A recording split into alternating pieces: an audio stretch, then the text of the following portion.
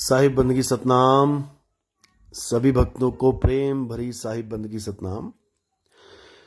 कुछ लोगों का सवाल था कि हम एक वीडियो देख रहे हैं स्वामी दिव्यानंद जी की, जो एक आर्य समाज के यंग बिल्कुल जवान साधु हैं।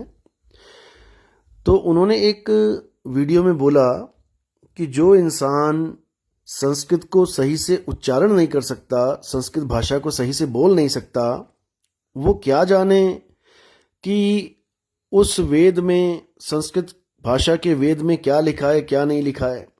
जो व्याकरण को नहीं जानता वो वेदों को कभी नहीं समझ सकता।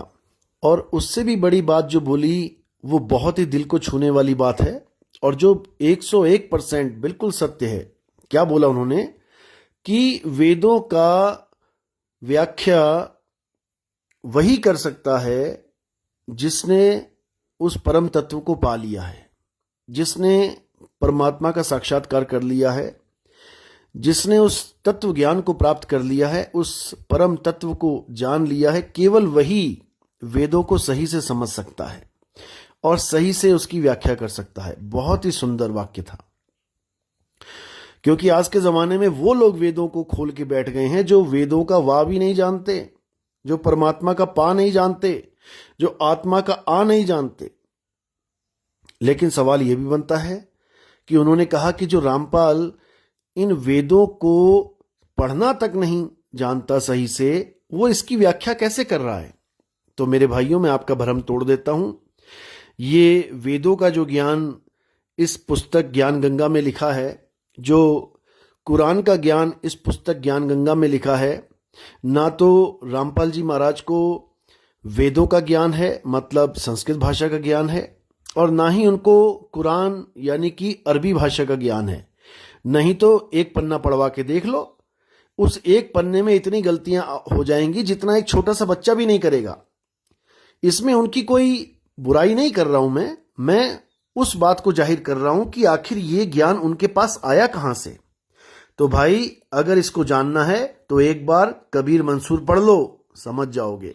तो मेरे भाई, इसमें कोई बहुत बड़ी बात नहीं है, बहुत बड़ा तीर नहीं मार लिया। ज्ञान गंगा में ये वेदों के मंत्र और कुरान की आयतों के बारे में व्याख्या करके वो कबीर मंसूर में पहले से ही दर्ज है, और जो पहले से दर्ज है उसको किसी और ग्रंथ में छापना नकल मारना कहलाता है, ज्ञानी बनना नहीं।